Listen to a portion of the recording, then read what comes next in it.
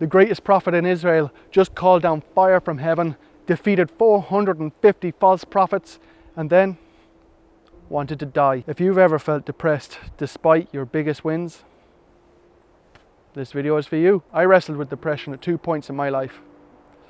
First, when I was at school, I wasn't popular, I didn't fit in, I was a little too intense, maybe.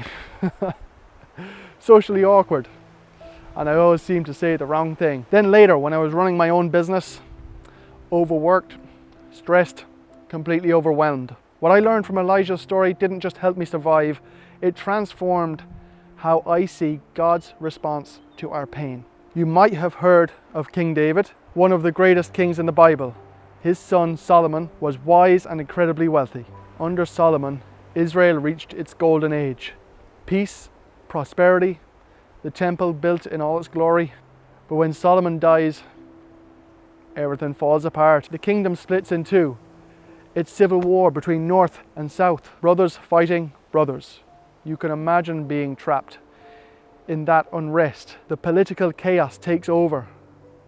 And not just political, religious confusion is everywhere. It's a bit like the Middle East today, where political instability breeds religious instability. The kingdom becomes a revolving door of kings, most of them corrupt, and slowly worship of foreign gods creeps in. Baal worship, a fertility god from the surrounding nations, becomes not just accepted, but promoted by the royal family. In the northern kingdom, we now have Ahab and Jezebel ruling with an iron fist.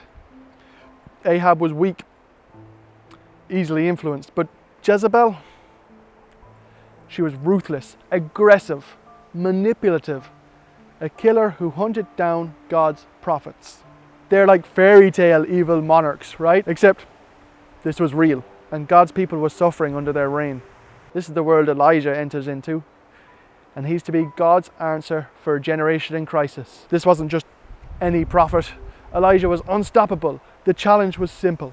Whoever's God could send fire down to burn up a sacrifice would prove who the real God was. The prophets of Baal went first.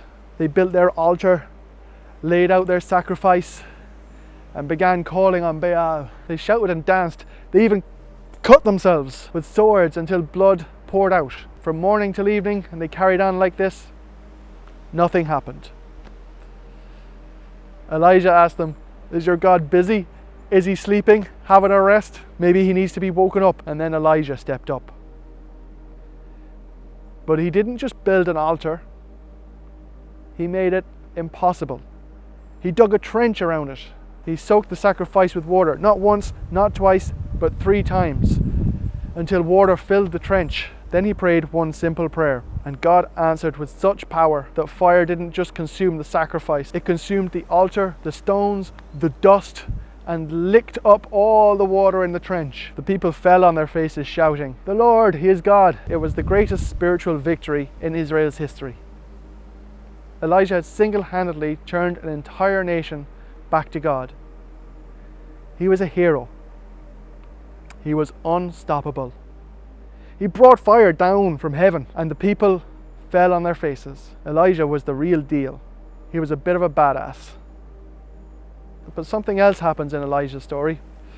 Something different. He doesn't stay a hero. Directly after the fire, only 24 hours later, the same man who called down fire from heaven is hiding under a tree. He's begging God to let him die. One threat, one message from Queen Jezebel saying, "By this time tomorrow, you'll be as dead as my prophets." One threat from Queen Jezebel, and the best prophet Israel had ever seen was cowering, falling apart. He was in fear of his life. He felt helpless, worthless. That's how I felt. Maybe that's how you feel. Can't see a way out some days.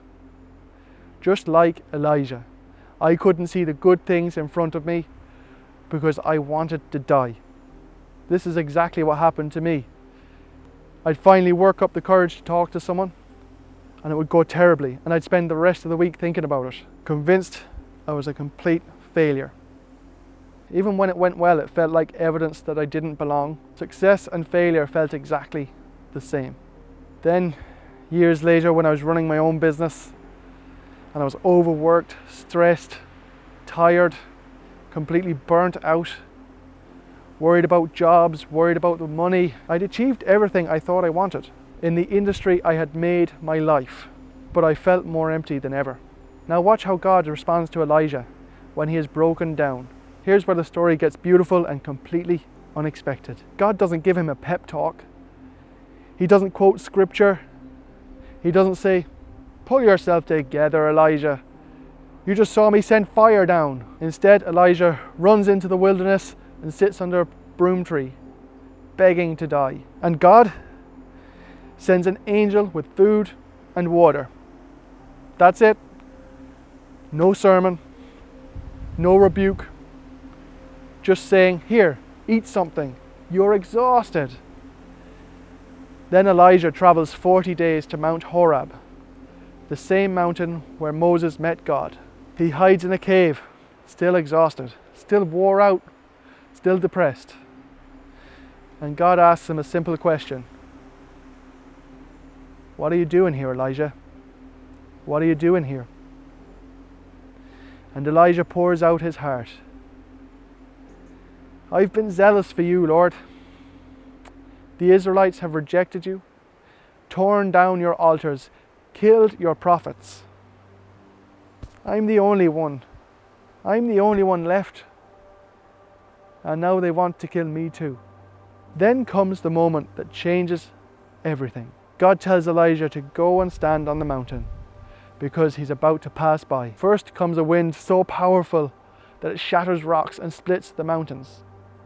But scripture says God wasn't in the wind. Then an earthquake that shakes the very foundation of the mountain. But the Lord was not in the earthquake.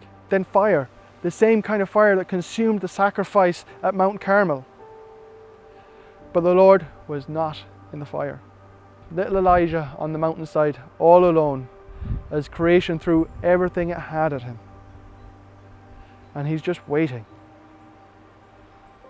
in despair for God. Maybe you felt this before, wondering where God is when everything around you is in chaos. I felt that.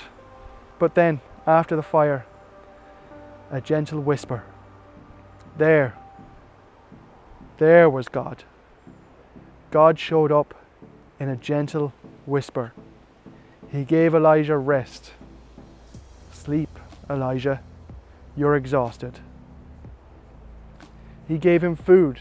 He gave him compassion. God sent an angel to minister to Elijah. Sometimes the most powerful thing God does is show up quietly in the darkness. God didn't minimize Elijah's depression or tell him, "Get over it." He met him exactly where he was. Broken, afraid, wanting to die. And he provided what Elijah actually needed. Rest, food, and a gentle presence, compassion. And then God gave him a mission. He still had work for Elijah.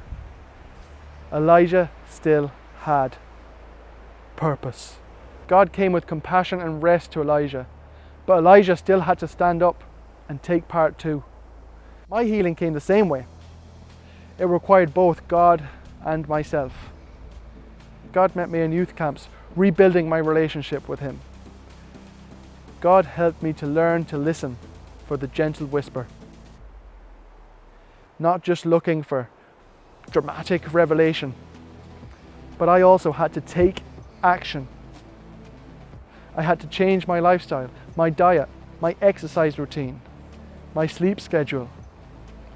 I had to work on my self-worth, challenge the negative thoughts that ran on repeat in my mind. I had to force myself out of my comfort zones, even when every instinct told me to hide. These are all things we know help with depression. Therapy, medication when necessary, exercise, proper nutrition, social connection, purposeful work. But when you're in depression, those are the hardest things to force yourself to do. God told Elijah to get up and go to Damascus to anoint new kings and a new prophet. He gave him a mission, a purpose, a reason to keep going. And now I had that too. God provided the hope and the strength, but I had to take the steps. Elijah's story didn't end in that cave in despair. The prophet who wanted to die went on to mentor Elisha, one who would do even greater miracles. His legacy continued long after he was gone. My story didn't end in that business or that school. That season of depression became a foundation for understanding God's heart for broken people in ways I never could have learned otherwise. And your story doesn't have to end where it is right now. Maybe you're under the broom tree, begging God to let you die. Maybe you're in the cave, desperately waiting for God to show up in some dramatic way. Or maybe you've achieved everything you ever wanted, and you still feel empty inside. God sees your true value, even when you can't see it yourself. More than that, He has a purpose for you that's bigger than your pain. A mission that might come directly out of your darkest valley. God sees our true value, even when we can't see it ourselves. God had a purpose for Elijah, and He has a purpose for you too. Whether you're hiding under that broom tree right now, beating your fists against the ground, wanting everything to end, or whether you're in the cave, desperately waiting for God to show up, here's what I want you to know. Your depression does not disqualify you from God's purpose. It might be exactly what qualifies you for it. God's response to your breakdown isn't judgment or disappointment. It's rest, care, and a gentle whisper. He's not waiting for you to get your act together before He shows up. He's already here, in the gentle whisper, waiting for you to stop listening for the earthquake and start listening for His voice. And yes, He's waiting for you to take that next step, but He'll give you the strength to take it. God's doing something right now.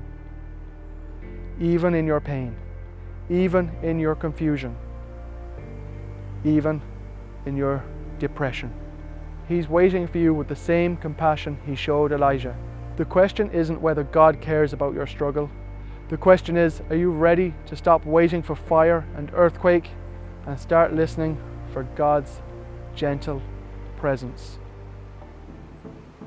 If this video felt impactful for you, please like it, share it, subscribe.